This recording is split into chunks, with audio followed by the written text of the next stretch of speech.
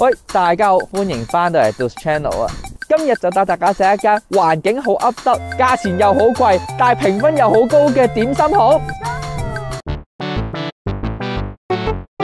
德福點心小炒王啦，咁佢開咧就開10點至4點嘅啫。喂，咁我哋咧就已經入咗嚟啦。咁啊，佢俾個卡我哋坐啦。咁老實講咧，佢呢個格局咧比較似茶餐廳。大家見到咧，小點咧5.99，中點6.99，大點7.99，跟住仲有 extra 啦，所謂 SP 啦，咁啊8.99同埋9.99。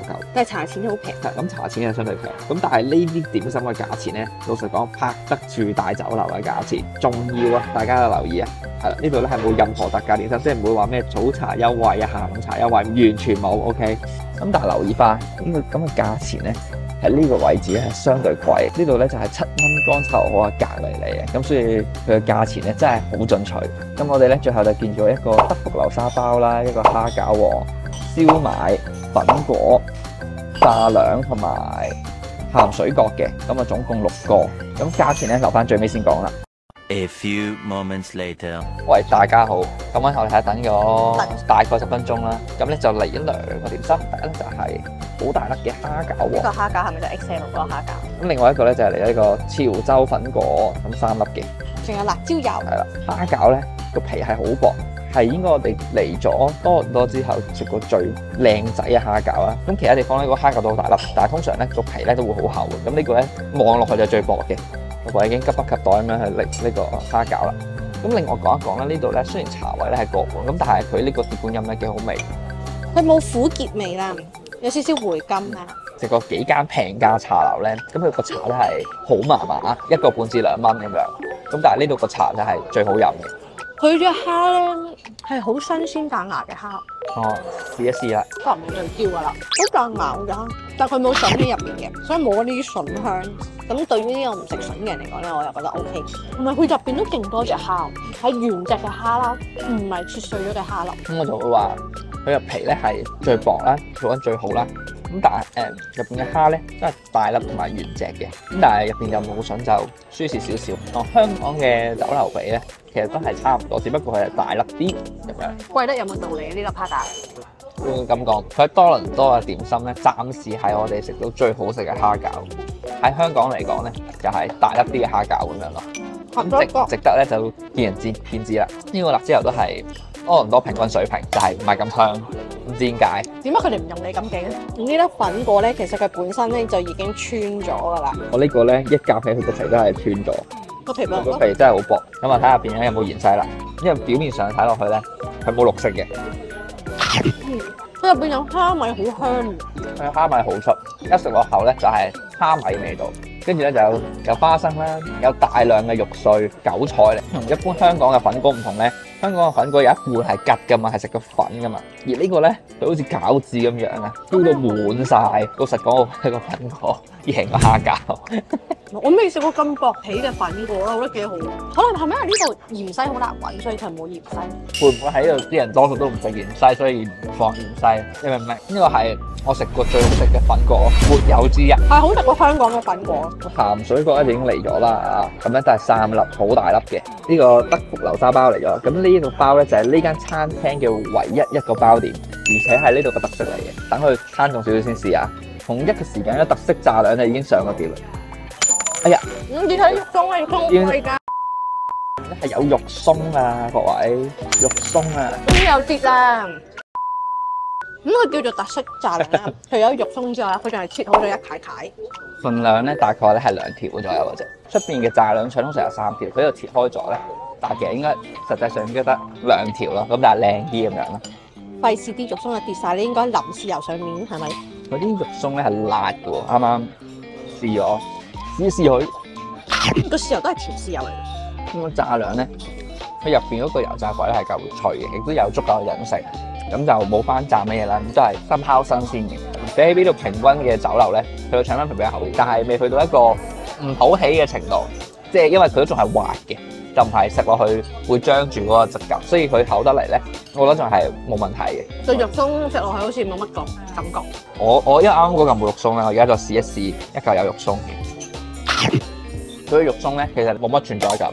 食咗落去之後咧，係食唔到，淨係睇到食唔到。而以炸兩同腸粉嚟講咧，唔算標青喺呢度 ，OK， 平均水平。好啦，跟住試一試呢個鹹水角啊，好大隻啊，仲大隻過蝦餃同埋大隻過粉。最大隻咧就係呢個餡咧，都係比其他地方多啊。正常鹹水入邊係得可能四分之一碗嘅啫嘛，咁佢度有一半咁樣啦。外脆啦，內糯啦，咁但係咧個厚度咧都係比較厚少少嘅。你會覺得佢厚，但係你又唔會覺得佢未去到唔好食嘅程度。而且佢個餡咧係比較多，咁所以咧配翻佢嗰個厚少少嘅餡咧，你會覺得都幾 balance。佢呢個嘅餡咧就冇蝦米，亦都冇韭菜，就係100% 嘅肉，就係一個肉味嘅鹹水角咯。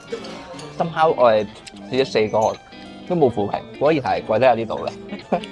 所以食點心唔可以貪平，就好似我哋之前喺 Candy 買嗰啲急凍平點心一樣。咁食完嗰個鹹水角咧，普通而上，亦都冇乜特別嘅味道，但係就會令佢覺得都幾滿足下。食完之後，但係佢個調味好重喎，所以佢個皮咪厚啲咯。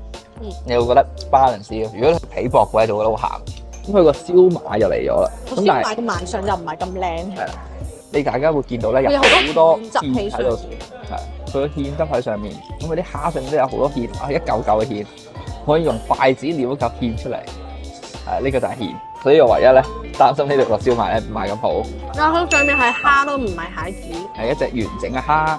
大細嚟講咧，佢冇其他地方咁大咯。跟住上面有隻蝦啦，跟住有好多芡汁喺度啦。然之後咧，亦都見到咧有冬菇喺度嘅。咁就係平均水平，講唔出咩大道理，都冇乜特別。你話咁特別出色又冇，有冇特別唔出色嘅咧都冇。如果夾硬要評價嘅話咧，我就會話燒賣同埋嗰個炸兩水平咧係差唔多，但係冇乜特別。其他地方可能有啲地方有好香嘅冬菇味，咁喺呢度雖然咧就有冬菇喺入邊，但係都冇好香嘅冬菇味。甚至比起大福海鮮酒家呢啲平價酒樓咧，佢個冬菇味仲要少啲。咁啊筋有少量，但係可以食得落嘅。肥肉就冇乜，成嚿燒賣整體嚟講咧，又唔算話好香。雖然佢有芡汁，但係食落去咧係唔覺嘅。咁但係都唔會有任何幫助，好中庸嘅燒賣咯。然之後咧就翻嚟食呢個等咗好耐嘅德福流沙包啦。你搣老婆咁搣個紙咧，個紙上面咧已經有呢個流沙啦。呢度流咗出嚟嘅沙好香蛋黃味。咁啲鏡頭可能咪見唔到啦，但係其實佢呢度咧係深黃色嘅，而且係好流質。佢咧係冇奶黃味，咁佢個流沙只係得鹹蛋黃味。個問題咧就成為咗佢唔夠香。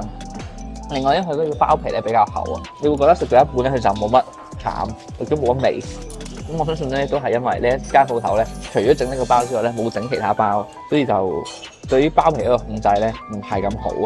佢呢個包唔得鬆軟咧，佢個質感唔似係嗰啲中式包點嗰種感覺，係好實的嘅一嚿麵團咁樣樣咯。以佢呢個麵包嘅質地咧，其實仲衰過糖記，即係糖記照打佢呢個包皮咧，差唔多都食晒咁多嘢啦。咁我咧可以呢個宣佈咧，粉果咧就係今日嘅 MVP 啊！我老爸得了 MVP。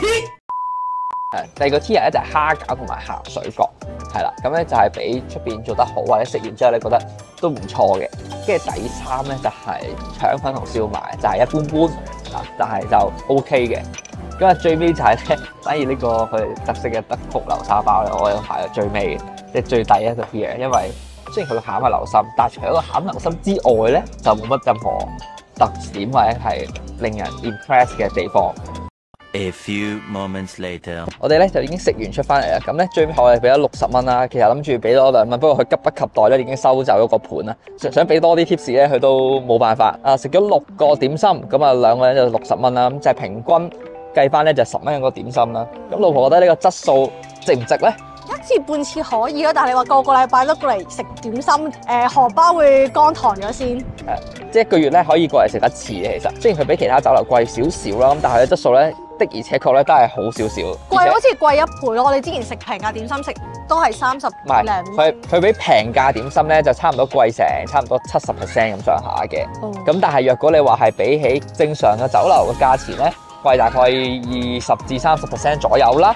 咁同埋咧呢度比較咧就少人啲嘅。咁如果你想即係靜靜地咁樣去嘆下茶咧，係一個唔錯嘅地方嚟嘅。因為同埋佢唔會趕你走咯。係啊，咁 so far 嚟講，我哋都覺得佢嗰個服務都唔錯嘅。其實即係起碼你唔使問佢話可唔可以幫我加茶，佢哋會主動幫你加茶。我哋對呢間嘅餐廳咧，其實嗰個評價咧都係相當唔錯嘅。大家有興趣咧可以嚟試一下。就係咁啦，我哋下集見，拜拜。